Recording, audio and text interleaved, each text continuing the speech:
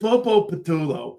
Without further ado, my favorite Bobo, the man who's the co-host of Birds 365, the man who would never give a nut up for anything.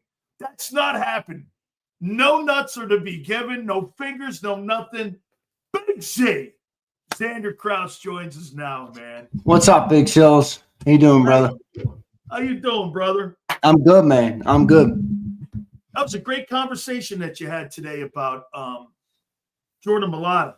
I really enjoyed it, man. He's a great story, man. I'll tell you what, I think that story is going to age beautifully, too. Like, I think the further away you get, or maybe like once he retires, I think people will really look back at that story and be like, holy moly, man, what a crazy story. I mean, the guy couldn't put on a helmet when he got drafted. You know, I mean, it takes some guys who played football their whole life 3-4 years to get acclimated. He did it quicker, and he played better than him with a bigger upside and more consistent play. I mean, he is literally playing as good as Lane Johnson right now. Think about that. A guy who couldn't put on his helmet when he got drafted is playing as good a football as a shoe-in Hall of Famer in Lane Johnson. By the way, at one of the hardest positions in the sport outside of quarterback. I mean, that's pretty crazy. Don't you think, and I'll say this again, Big Z, I think he's got more upside and I think he's more talented than Lane Johnson. Wow. That doesn't mean he's going to have a better career. Okay? And I'll tell you why. John's right on this.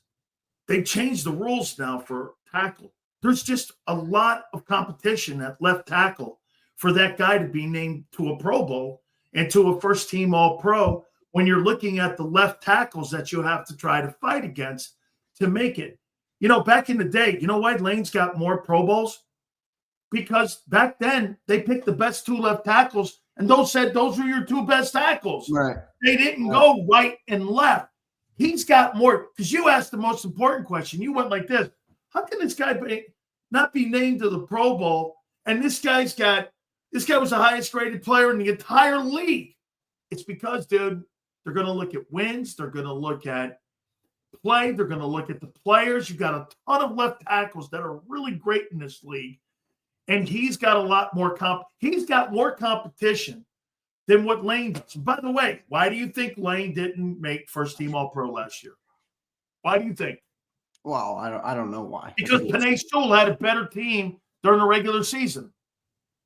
Would you, if you needed 1 year, would you take Lane Johnson or Penei Sewell?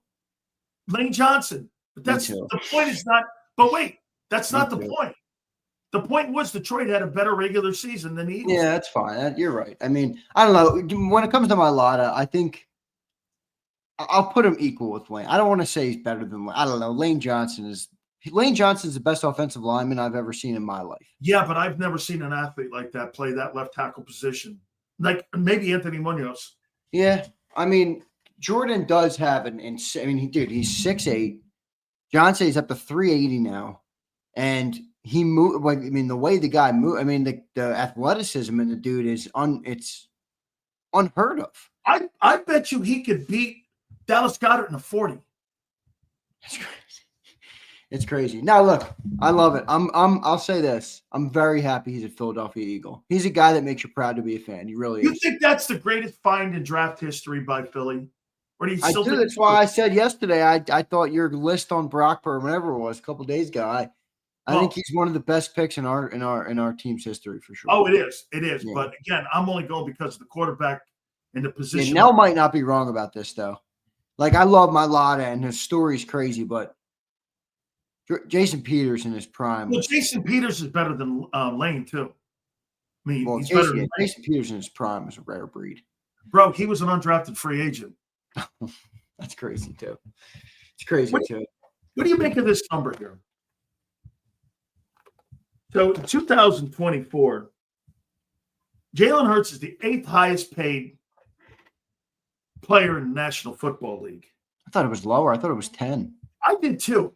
I did. I'll have to I'll double check that, but it's got 8th here on this. In 2024, Jalen Hurts had 0 games where he threw 3 or more touchdowns in the entire season. They make it. No issue with it. Set up with a team, talent of the roster. Defense obviously did what they did. Saquon Barkley, when you have that guy, you're going to factor in you're not going to throw the ball as much. When you have the two guys on the tackles that we just talked about, Lane Johnson, Jordan Mailata, yeah, I mean you don't throw the football as much, and the result of that is that you don't have as many touchdown throws, or you don't have as many games where you need to throw touchdowns like that. Especially, by the way, I think the biggest part of that, Sills, is the defense, because what do you do when you get ahead in a football game? You then run out the clock. That's like football 101 right there. And because the defense was so good last year and they kept the opponents to so few points, and the Eagles were so good at running the football early in games, late in games too, but they never really got into a game. Like, I can't think of one game, Sills, where we literally said, Jalen's got to throw us back into this game. We never had to do it. Everything, we were playing defense at the end of games way more than we had to play offense. I can't even remember a game last year where we had to play offense in the fourth quarter to go and win the game. So when you have that set up, when you have the players around you, you're not going to throw as many touchdown passes. When you're Dak Prescott and the Cowboys and you're losing every game by 7-14 at literally every moment of the game, yeah, you'll probably have more touchdown throws because you're looking for quick touchdowns. You're trying to move the ball down the field. Even Joe Burrow. Why did Joe Burrow have so many touchdown throws and yards last year? Well, defense sucked. They were behind every game. So I think Jalen is – that's the early. It's also not his skill set, right? Like, it's also not what he does best in his bag of tools. So add that in with the running game. I have no concern with it at all. I tried that, and I was kind of kidding around here a little bit, but I'll ask you this. Why do you think don't you think there's two conversations? Like when I asked the question, by the way, Jason, thank you guys. Guys, we're going to read all the supers here in a minute. Don't you think there's two different conversations that when we talk about, like I asked the question, it was a simple question.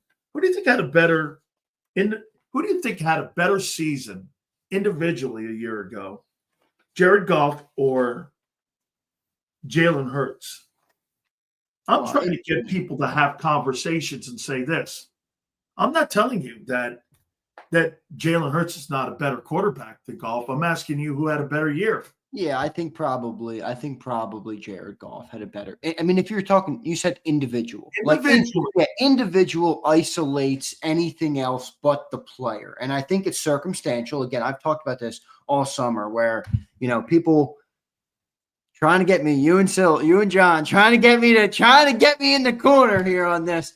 It's circumstantial. Based on what I just said, Jalen didn't have to be Superman last year. So he wasn't. He was exactly who we needed to be for the team to win the football games that they needed to win. And we got ultimately the award that we wanted. So Jared Goff probably had a better individual season. I don't even know, by the way, what are Jared Goff's stats last year? 4,600 passing yards. Yeah, I mean, that's 37 touchdowns, had 72 completion percentage, and a 68 quarterback rating.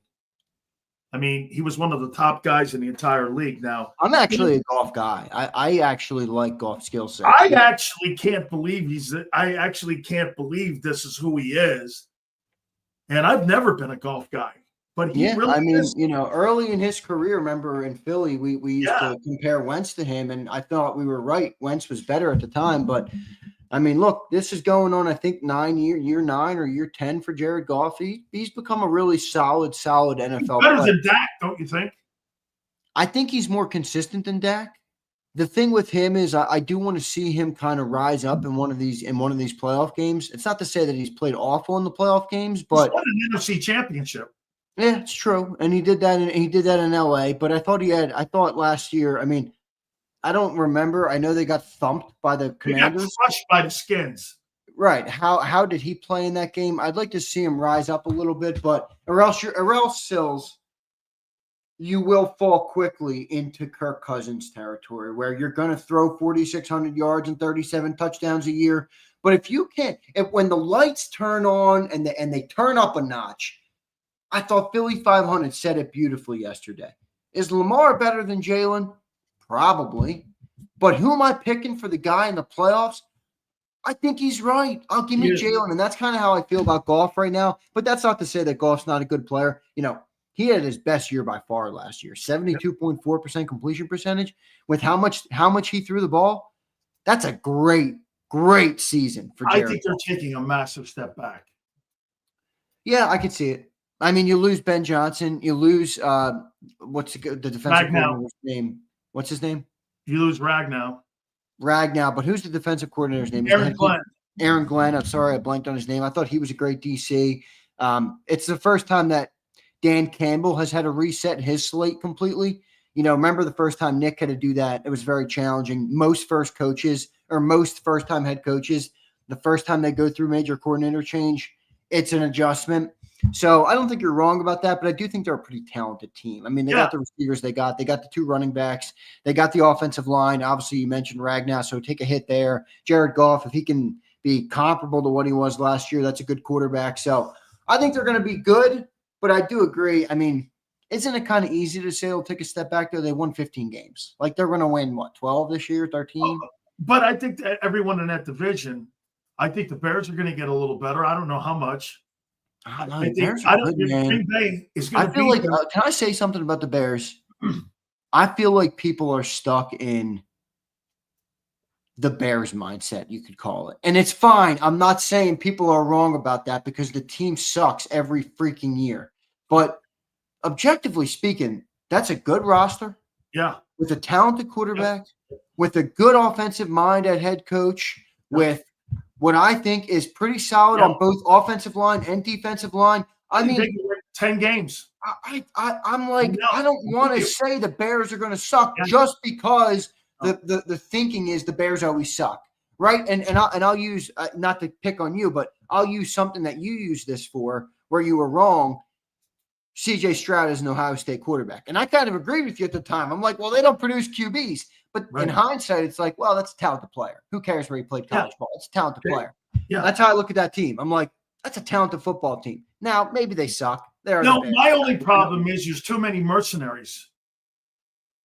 Like you have a lot of bought talent, not homegrown talent. Yeah, that's true. That's true. They've done better with drafting recently, though. They have. I think the kid's Ryan Poles has gotten better at drafting.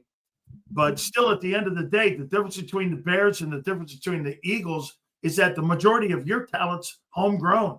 They're hired mercenaries. It's tough to comp those two, though, right? Because, Ryan Poles it's weird. Like, I'm not a Bears fan at all. I don't like the Bears. Nothing about the Bears has ever attracted me to them. I've never I've never even liked the player that was on the Bears. But I do kind of get a kick out of the hate that Ryan Poles gets because I'm like, you have an infrastructure with a team and a franchise and an organization that has had catastrophic failure year after year, coach after coach, GM after GM, and everybody's going to hold Poles' feet over the fire as if he sucks. And I'm like, he's done better than every other GM, and he's operating within the same infrastructure that everybody else operated within.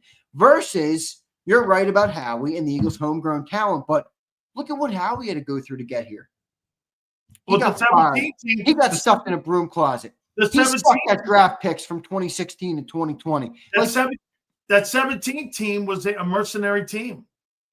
Yeah, and Howie struggled with drafting until recent. So my point with it is Howie's had the good organization around him, and he's had the time to learn from his mistakes. I mean, but the owner has given him correct, and that's also a feather in Howie's cap. That's also a feather, something that goes in his favor. Whereas Poles, it's like I don't know what kind of support Poles is getting. I really don't know. All I know is that everybody that came before him failed. Is that a knock on every guy that came before him, or is it a knock on the setup that they have in the organization that is literally breeding failure? Versus the Eagles have flipped the script to we're breeding success. Our draft picks have a higher percentage of hitting because they're brought into a better environment, which is better coaches and a better developmental group and a better organization and more stability from top to bottom. That increases your odds at success on macro and micro. So I have I don't think Ryan Poles has done a bad job as the Bears GM at all. So let me go here with this. You say something all the time. I'm starting to And I started thinking about it. So you say that the Eagles ran the ball because it became situational? Is that what you say? Well, I say that the lack of passing was a situational result because they became so successful with the run. But yeah, situationally, it worked very well. Well, wasn't that forced on them because the quarterback was turning the ball over at a massive rate from the previous year and in the first four? That don't you think that was forced more so than evolved? Well, it was forced, but you could have argued it was an overreaction that worked out in their favor because remember, yes, Jalen had a bad start to the year last year. 7 turnovers in 4 games. Remember, during the bye week, which was week 5, after game 4, all of us, you, me, and all of you in the chat were saying, what's wrong with the quarterback? Do we have a big issue here with the guy that's under contract and a big contract? We were all saying those things. Now, A.J. Brown missed 3 of the 4 games. Devontae Smith missed 2 games early. Lane Johnson missed a game early. And the defense was not what they were in the rest of the year and in the first 4 games. So you're right. They went to that because they weren't having success. But there is other context there that I think it's tough to hold. I mean, he did have 26 about Jared Goff. 26 turnovers in 23 games. Remember, everybody on ESPN was putting those numbers up. I mean, remember, he was turning the ball over at a massive rate. Because I hear you say this. I'm not thinking you're wrong, bro. I'm trying to dissect through that. It's a good football combo. I understand. Okay, right, yeah, that's wrong. I mean, did it evolve or did they get lucky? Do you think they really brought in Saquon Barkley to be the feature offensive attack player last year? I say no. I think they wanted him to be a complimentary guy. And based on the way they played football in the first 4 weeks, you would be correct. And then because of how it unfolded in those first 4 weeks and because of how good Saquon ended up playing, you're right. They totally pivoted and doubled down on what works. See, that is where, Sills, I give a lot of credit to the head coach because Kellen Moore didn't have the autonomy to make a decision like that. No. I'm no longer passing, guys. I'm going to run. That's a head coach decision. And in hindsight now, it was a perfect decision. It was played perfectly. And I actually don't think at the bye week, the conversation happened of, all right, guys, let's stop passing. Let's become a run team. I think they said, right now we're struggling. Right now, Jalen's not in rhythm. He's not playing ball in rhythm right now. Let's get him back comfortable. Let's find our feet, and let's go back to the basics and rely on the front and the running back for a little bit or for maybe even a game.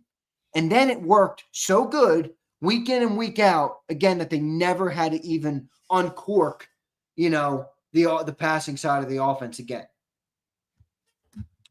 Let me go here with that then. So you think, and you're giving Nick the credit for adjusting, right? In the box. Well, I think he's the only one that would make that macro adjustment. I would think the head coach, we're going to have a different approach. Right. OC's not doing that. You're not. Do you think when they switched to it though, do you think they went at it from this is a game by game basis, or this is our new identity as our football team? Because I think they went at it from a game by game. I think they wanted to stop the turnovers. I agree. I think they wanted the turnovers to stop, and they said, remember what Mailata and Lane and Jalen said after the bye? We had the most productive bye week since I've been here because everybody wanted to run the ball. They all said that. So what I think they had a conversation with it might have been players too, because if I remember correctly, the players and Lane and them went to the coaches and said, this is what we need to do. And you're right. So the guy had the autonomy. Well, let me ask you this then going into this year. Having weathered that first 4 games, do you think the organization has given Nick more autonomy on direction of the offense where he's going to have more control over Kevin Patullo, where I would say this. They adjusted a year ago. The year previous, they adjusted and it was wrong. They adjusted the last year They got it right. If you're the owner and GM, don't you give Nick more say in that now going, well, wait a minute here. Maybe this is Nick's job here. How is the flow of the team going offensively? Because he was wrong once massively. He won a Super. Think about that. He went from the fucking total shits of offense to the winning of the Super Bowl because he did something in the bye that went like this. We got to stop these turnovers, man. And I don't care what that looks like. So how much control do you think he's going to have of the offense this year with Kevin Patullo? Or as Angelo would call him, Bobo Patullo. I think he's going to have a lot. I mean, the other part of it more is than a year ago.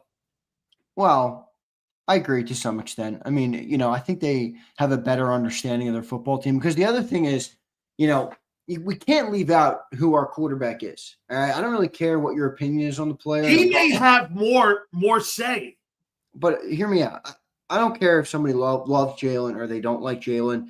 Every player, whether it's Jared Goff, Baker Mayfield, Lamar Jackson, Jalen Hurts, or anybody, list your favorite quarterback or whoever you're thinking of.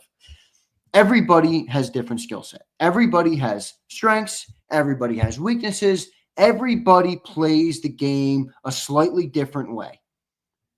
What is Jalen Hurts' strength? His whole career. Adjusting. What else? Playmaking with his legs. Yeah, that's right.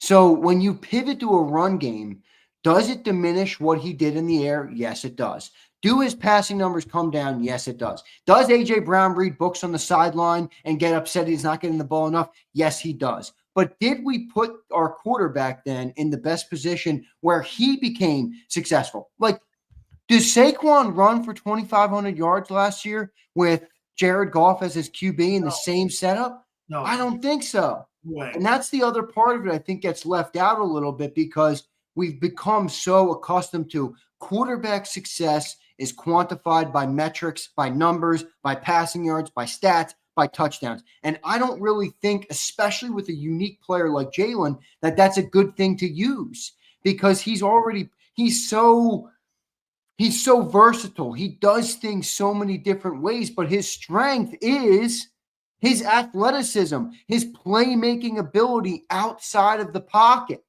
right? Even in 22, when Jalen was a top 3 MVP player, by passing the ball, he made a majority of his play skills outside of the pocket. Yep. Maybe not running, but outside of the pocket. Outside, get around the pass rush, throw the ball downfield, right? So I think what they did actually played into his skill set too. And while his numbers came down, you can make an argument he played a pretty damn good year. He played a pretty damn good year. It just didn't really show on paper, and there was moments I do think that he didn't play good. I think the Rams game in the playoffs, he didn't play great. I mean, even Tom Brady or whoever was calling that game, I forgot. I think it was Brady. They were talking about they're going to need more to go. Yeah, if they want to win the NFC Championship game, they're going to have to pick up the passing a little bit more. Like he did struggle at times, and I think that clouded kind of his overall season. But I think he's a playmaker, and I think it worked for him really well. So I think that's important context as well. How about this one? There's 2 teams that have given the Eagles the last 2 years a tough game, and that's been the Rams and the Bucks. So I found this out, and boy, I'll tell you, you want to know why the Eagles run circles around teams? Well, only in the playoffs, the Rams, but go ahead. Okay. You know why they run circles around teams? So check this out. So fucking Tristan Wirfs goes under the knife July 8th, 10 days before the start of training camp. You had the entire fucking offseason to know that guy was walking in a brace in OTAs and minicamp, and you waited, and now there's more than likely he's going to be on the PUP list. You know what that means? 4 games. He misses the first 4 fucking games. Yeah, that means he misses the Eagle game. Great news. Great news. What happened there, though? What we get this. You got to be roasting that in your Tampa show. You got to be killing them. I'm like, who's your fucking team doctor? Dr. Seuss? I go, dude, are you fucking crazy? You're telling me he's better than Mayfield. This is why, and I said it, this is why the Eagles run circles around people, because they're not waiting until they go, well, okay, July 8th, the best player and the left tackle. What's the record with the Eagles without Lane? Not good. Can't be good. Okay, well, what do you think the record is without Worse? Not good. I told him I'd rather lose Mike Brown. I'd rather lose the receiver. I'd rather lose Mike Evans. Mike Evans. Bro, this is why the Eagles are totally killing everybody, is because they make right decisions. They're healthier all the time. You know, they may miss on a player, but you know what they're not missing on? The need at the position. Like they need an edge rusher. Okay, they fucked up on Bryce Huff. The move's not wrong. The evaluation of the player was wrong. That doesn't mean their ideology of what they're looking for was wrong. I'm just like, man, no wonder. And again, so the Bucs do this. Watch this, Zander. The Bucs move back. They move back to the line where they were one of the teams that I thought that could push them. And because of Todd Bowles, now Howie and that team have done so much moving around personnel. I don't know if it's going to affect the Eagles getting back to the NFC title game. I just don't really. What other team has made the right moves where you went, holy shit? The Rams and who?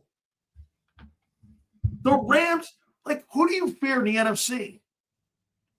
Well, I don't really fear anybody. Let's be real. I mean, I don't. I'm not even just saying that as an Eagle fan. The Rams are good. I respect them. The Bucs are good. I respect them. I think the Commanders could be good. I respect them. Fear? I don't fear anybody in the league right now. If you're the Eagles, I don't fear anybody. I don't fear the Chiefs. I don't fear the Bills. I don't fear the Ravens. Who? So why? You still have question marks on the defense, though. Well, you have question marks, but that's a different question than I fear because I think they're better. You know, when you say fear, you know, I used to play hockey. Every once in a while, you would come across an opponent at some point in your travel career where, you know, they were the team. You were it was like the U.S. versus Soviets in the 1980s. You weren't even supposed to hang in the game. There's no team in the NFL that is even close to that. In fact, there's probably 15 teams in the NFL right now that would say that about the Eagles. Oh, I'm not even in their room. Let me tell you this. I was talking to Tim Brando, and Tim Brando, you know, college football guy, and he was telling me that, you know, I played on historic teams, and he said this. He goes, when you guys walked into a room, everyone feared you guys. And I'm like, you're right. They feared us. I didn't fear anybody. Bama under Saban too. That's right. When you walk in, when you saw the Bama helmet, you were like this.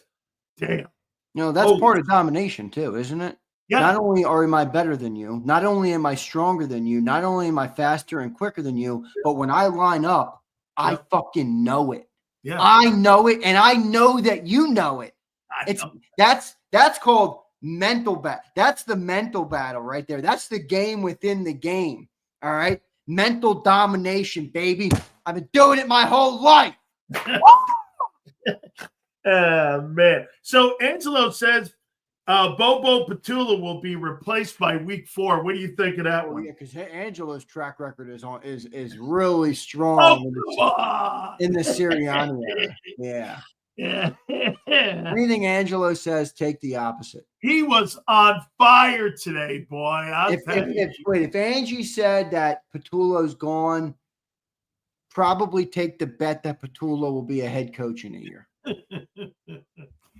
He's going to be the Bills' next head football coach, right up there with Josh Allen after they fire that scumbag Sean McDermott. I don't know what they're waiting on. What are they just going to wait for Josh Allen's prime to end to fire that coach?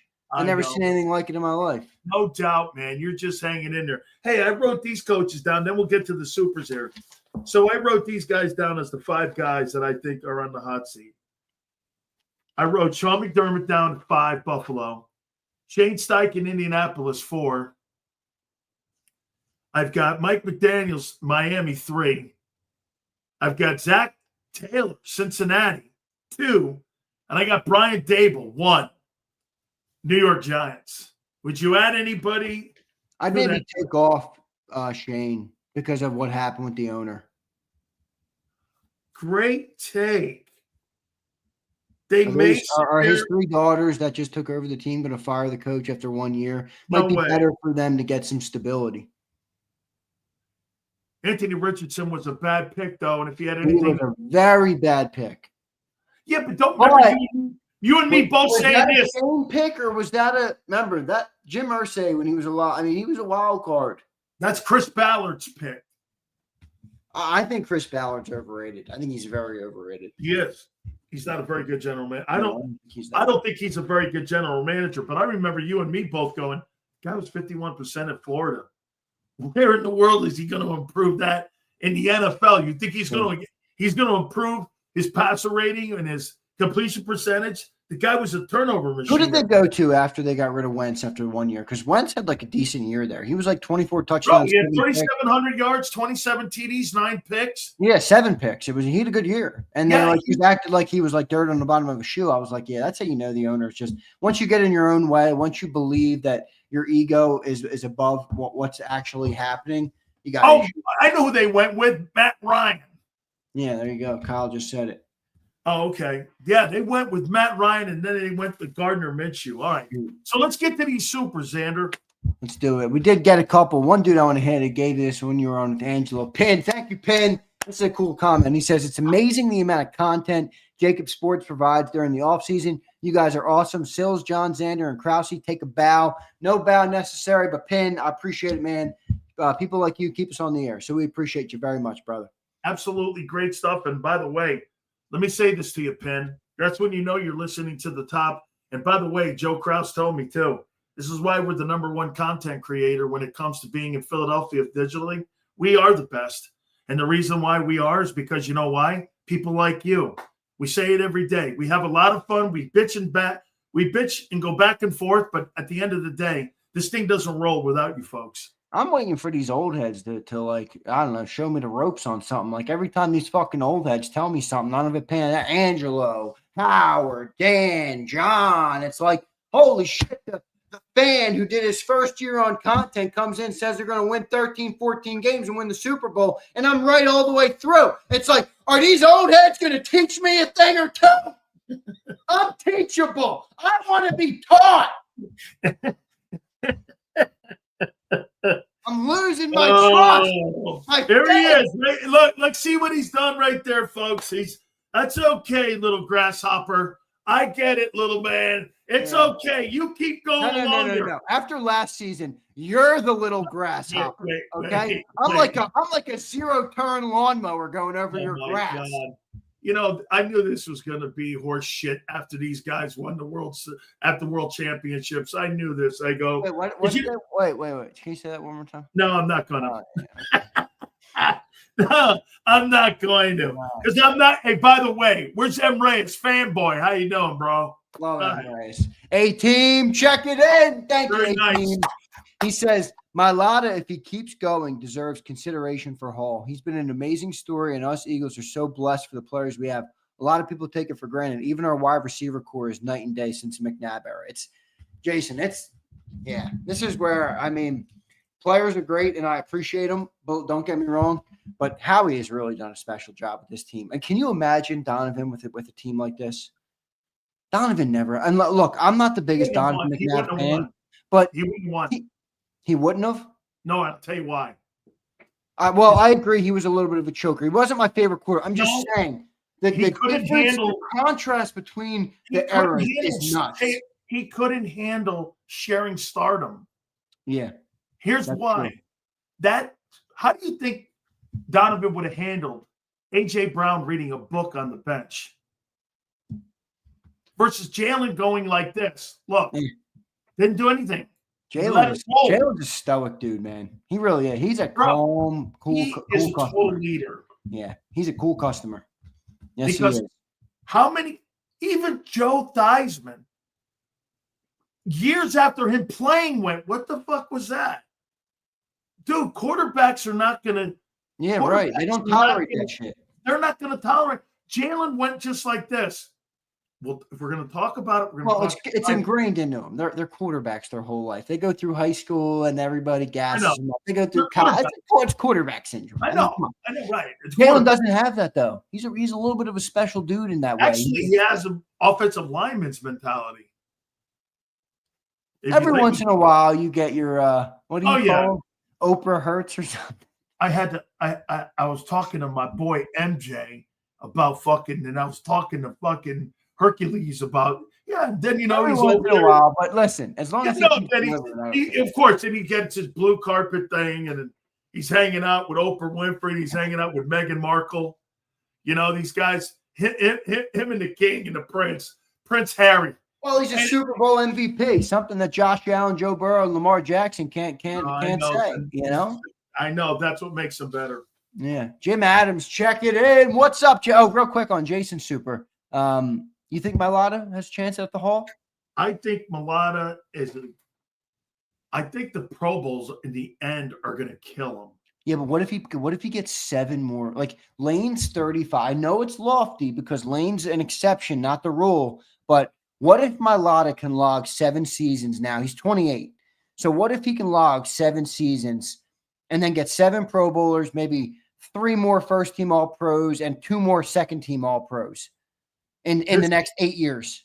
This is what I would say. If you have the number 1 rushing if you have another back do 18 or 1900 yards, and you have something like that with all the Pro Bowl running backs that have played in Philadelphia during his time, he gets 3 Super Bowl rings. I don't know if he needs 3, 2. He's already been to 1, so if he gets 2 Super Bowl rings, and he has been in 3 total, and he gets 5 Pro Bowls, and you have a 2,000-yard back, maybe you have another 2,000-yard back. I don't know. Maybe you have another 1,500-yard back, and it's considered one of the greatest O-lines of pro football history. Let me say this to you, Zander. There's only been one guy off that Dallas Cowboy offensive line during the Super Bowl era that made the Hall of Fame, and that was Larry Allen. Wow. So it wasn't like they had a bunch of guys that went to Canton. Okay, so I think 5 would do it for him, and 2 Super Bowl rings would get him into Canton. Plus his story. You got to put the story in there too. This guy didn't come out of Alabama or Georgia as a top 5 pick. This guy was the 7th pick. He never put a helmet on 8 years ago. And here he is playing with the best and was he really graded the number 1 player in the NFL? Yeah.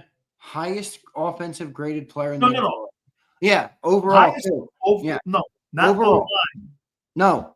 Overall player. I didn't know that. I heard you say that, and I thought you misspoke. No. I thought you misspoke. PFF, yep. Now, it's PFF, crazy. so some people like it, some people don't. But on theirs, he was the highest. Yeah, but do you know why I believe that? Because he doesn't touch the ball or tackle anybody. Yeah. You're telling me he had the highest grade of anybody?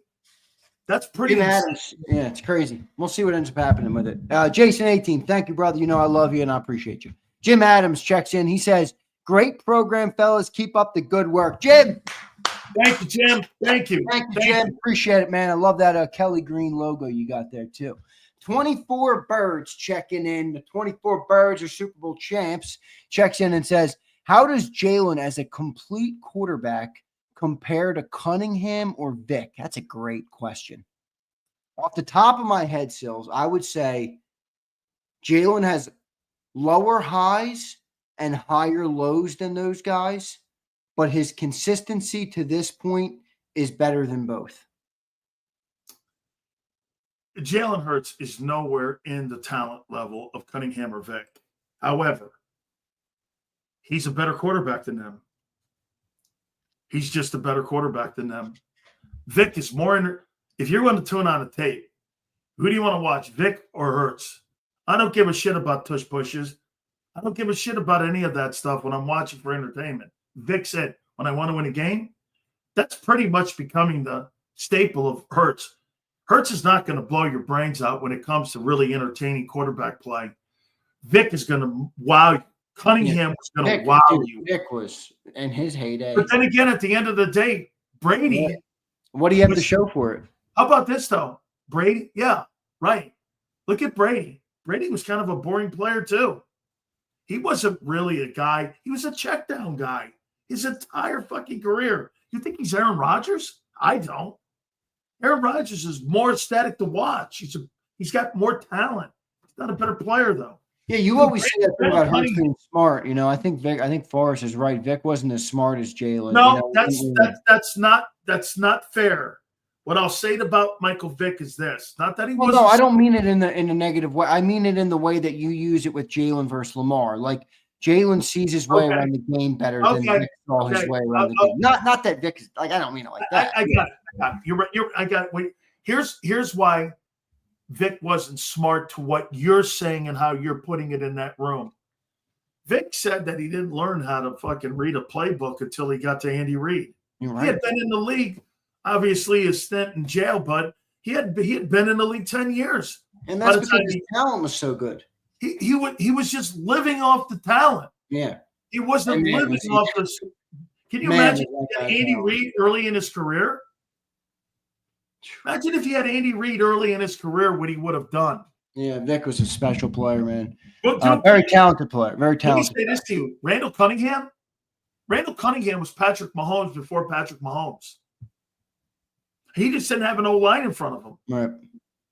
The Eagles did not have a priority in O-line like they do. You know, Jeffrey Lurie will go down in my book as this. Because the previous owner, he was told, that owner, Norman Brayman, did not believe in offensive linemen. He's made it a priority since he's owned the team. I don't ever remember the Philadelphia Eagles having a bad O-line since he's owned the team. I just don't remember. You've had Howard Mudd as a coach. You've had Jeff Stoutland. Bro, you hired the best coaches in the NFL at that position. So some would say you've hired better assistant coaches at that position than you've had head coaches. Howard Mudd will go to the Hall of Fame one day, and so will Stoutland. Stoutland's the second greatest offensive line coach next to Dante Scarnecchia in NFL history because he's dealing with a salary cap era where you lose players all the time. And Stoutland is in. I mean, Scarnecchia's got 5 Super Bowl rings.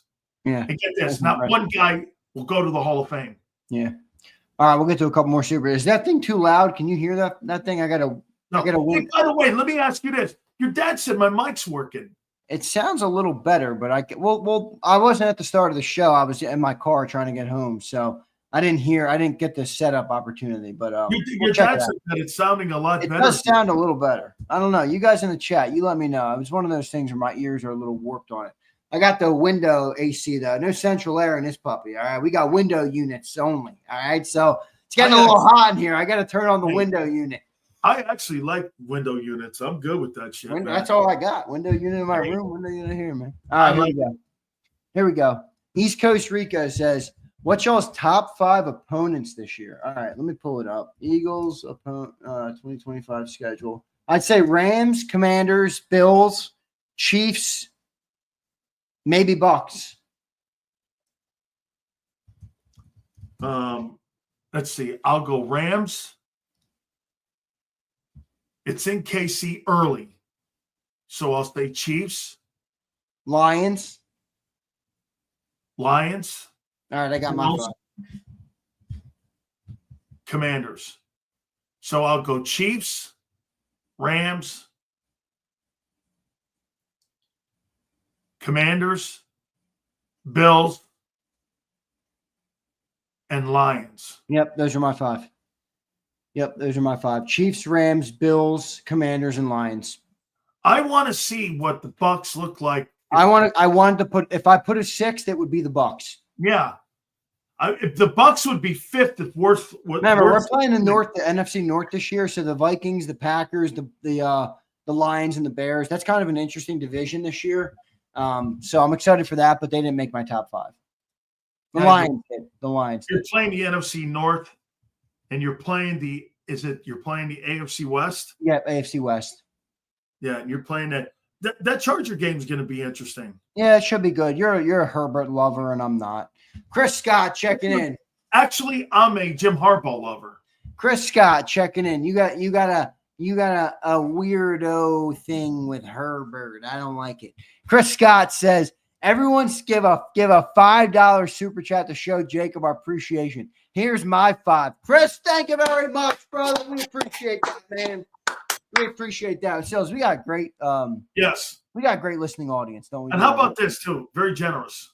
Yeah, they're just awesome. I mean, I seriously love talking to them every day. You know, the problem with it is, I'll tell all you guys, this is my problem. I only have so much social battery in life. And you guys satisfy every part of that. So when I get off the air, I'm turning into big sills. It's like, shut up, everybody. All right. Don't bug me. But it's all good. All right. It's all good. This is what you need. Ready? I have a lounge chair that I kick my feet up. I get a couple Coronas. I'm sure you do. And I do this. Don't fucking bug me. Okay, I don't want anybody talking to me. I don't want anybody aggravating me. I don't want to hear shit. I don't want to hear any of that stuff. I'm with you. Okay? Hey, what's up, I got some news for you, man. Remember I told you we're going to start going through the schedule? We're going to get, what's his name, on Stephen Jones again next week, like Wednesday. Nice. He hasn't been on it a bit.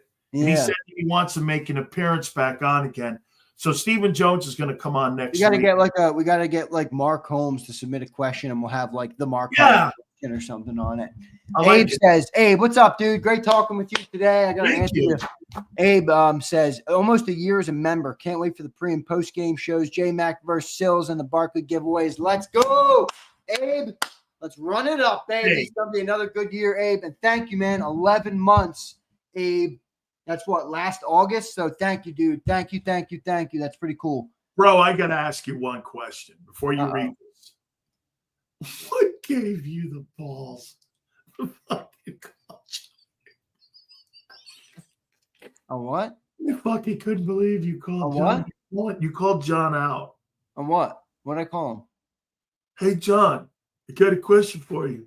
You know, when those embargoed, you know, doesn't it count? Oh, yeah. I go like this. I go, you didn't go. You're not going to go there. You know, if you know any information, isn't that kind of counterproductive of being a beat writer? I was like, holy fuck. Now, John answered it politically correct. He did. He gave the good explanation. But I do kind of still think what I think. Well, let me just put it to you this way. Do you think I'd sit on anything if somebody fucking told me something? Well, here's the thing. I mean, are you if you're not giving information that you're given by the team, which I get it, if he gives it out, then they're not going to give him the information anymore. So I understand that part of it, but I don't know. Like, I feel like that's kind of the point of the job, is to like uncover that stuff and get it to the people. But I don't know. But don't you think it's what Angelo just got through saying about being controlled by a team? Wait. We got to move on. I don't want to talk about Johnny. Kimberly says Daniels is good, but the roster is the oldest in the NFL. It's literally a geriatric home, Kimberly. Sileo will be wrong. John will be wrong. And the Grasshopper will win again. The Commanders will take a step back. NFC East champions will be the Washington 0%. Commanders. Remember, I said that, folks. I will wear a Jaden Daniels jersey on the show. How about this, Kimberly? Big Skills said last year, one of my superstar comments a year ago, that Daniels will be the rookie of the year and he will take that team to the playoffs. And they did. I said they would win the East. They were one game out from winning the East, and they made it to the NFC title game. How are you doing? I will 100%. My stone cold lock of the season is that the Washington Commanders will not win the NFC. Take that to the bank, everybody. 0% chance. Zero. Oh, grasshopper. They say everything. There's a chance of everything. You can't rule it out. No, I'm ruling it out completely. No chance. Look at these Costa Rica. He says, y'all got me hooked. I get in trouble by my girl. I yell Jahan Dotson all day. Dotson. Oh, my God. Oh, man, that's funny. That is funny. Twiz the Jigger says, put the Corona down and open up the app. Simon Dallas Page will never come on this show again until Sileo opens the app. Hold on. Have I opened that fucker yet? Let me see. I don't believe I have. No, you haven't. He's got tracking on your link too, so he knows when you open it. I think he does, man, because he keeps texting me. How That's come I don't basic see tech. that? You can see when someone clicks a link. He goes like this. How come you don't? Here, wait. Nope, I ain't opened it yet. I got to run. You want me to produce the segments from your show, or you want me to have nothing tonight? Stop fucking moaning. You sound like all these guys. Moaning? You've been moaning for 3 hours and 38 minutes. What are you talking about, moaning? Oh, I think I got to take another break, don't I? You know, speaking of the women in our life, what's his name? Rico. East Coast Rico brings up his girl getting mad at him. You know what my girl says to me? No, this is her new thing.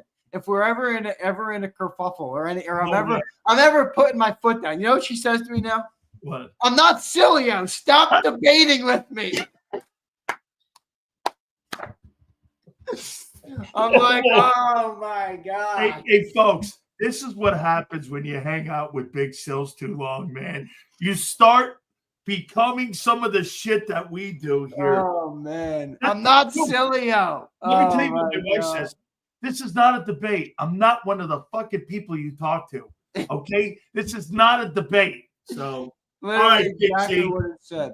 All right, everybody. I love all you guys. Appreciate you. Hey, by the way, real quick, we're going to get Jason Cole on again tomorrow. And you know what he's going to do? How about that shit with that guy, Lloyd Howe, what he talked about with the players getting hosed over like that? And this is really going to be a huge – I disagree with John. He's right, though, on this, that it's going to be a big story because that guy has been colluding with the owners to keep player salaries down. And the Eagles told them to go fuck themselves. We're going to give signing bonuses in void years. This is why they're mad at Philly. Right. They're mad at Philly because guess what? Everybody conformed with the NFLPA executive director except Philly. Wow. Bro. Philly. No doubt, man. They told him to go to hell. Elizabeth says, YouTube fighting is worse than the Sileo household. I may be making him worse too, that Elizabeth. Hey, Elizabeth. All right, everybody. I love all you guys. Tripper International, 18, Philadelphia, Steve, Elizabeth, Yale. What's up, Yale? Abe, I love all you guys, man. I appreciate each and every one of you guys for being here. Really, you guys are making our dream become a reality. We get to talk sports, and we couldn't do it without you. So I love all you guys. I even love you, Big Silly. I look forward to taking it belt to ass again tomorrow, and I'll catch you on the flip side, everybody. What a turd. I love the kid too, man. Absolutely. This is why, again, this is my favorite show that I do. It's been my favorite shows I've done for a long time. Guys, do me a favor. Please hit the like button. Elizabeth giving out secrets from the family. Holy cow, my grandfather would just be absolutely very disappointed right now. Very disappointed, Elizabeth. Hey, my good friends at Morgan & Morgan, with over $30 billion recovered. Morgan & Morgan is the #1 injury law firm in the entire country, and they are #1 for a reason. It's because they win, okay? They win, and this is what makes them #1. $30 billion they've recovered with families across the country, with thousands of attorneys from coast to coast. This is why the #1 injury law firm supports the Dan Sileo Show, the National Football Show, and JAKIB here. We so appreciate it. And guys, do me a favor. If you're ever injured, go to forthepeople.com/bigsills or poundlaw 529. That is forthepeople.com/bigsills or poundlaw 529. And do me a favor, you tell them Big Sills sent you. This is Eric.